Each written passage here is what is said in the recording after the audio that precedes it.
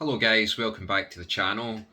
So I'm going to share with you my earnings that Yodel paid me, who I work for as a self-employed courier, and I spent just over 2 hours on this particular day. It was a Saturday, 2 hours and 7 minutes to be precise. Yeah, I'm that precise about it.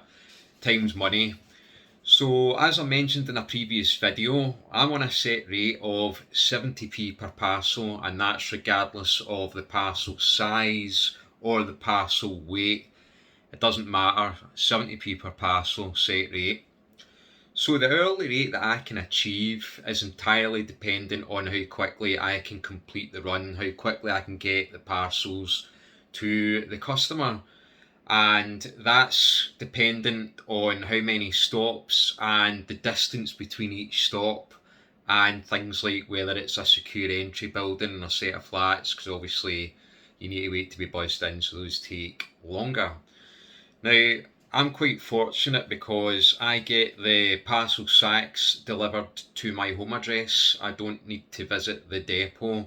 I could potentially earn slightly more money if I actually went to the depot, but the depot is a half-hour round trip, so it's 15 and 16 miles each way, so just over 30 miles and half an hour each way. And at the moment, that just really doesn't suit my circumstances. I don't really want to go into a rabble about my circumstances because it's not relevant. So, how much did I actually earn for this particular day? So, 2 hours and 7 minutes. I had 37 stops, 36 of them were successful. Now, you might think that's quite quiet, and it is actually, because it's usually less than half of what I'd get on a normal weekday. So at 70p per parcel and having completed 36 stops, so then that works out at £25.20. The whole run taking 2 hours and 7 minutes. So if you work that out, it's £11.90 per hour.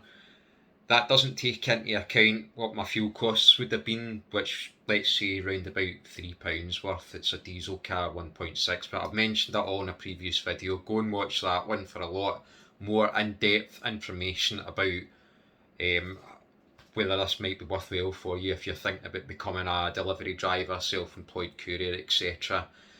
The minimum wage in the United Kingdom, if you're over 21 at the moment, is £11.44, and I earned £11.90, not including my fuel cost and my courier top-up insurance is around about £3 a week, and that doesn't obviously include your car insurance and long-term wear and tear on your car.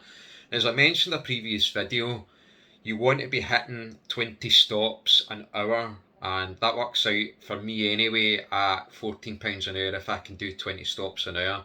So you'd think I should have been able to get that done in about an hour and a half or so, but it doesn't always work like that, because like I said, if you've got secure entries on your route, they're going to take longer.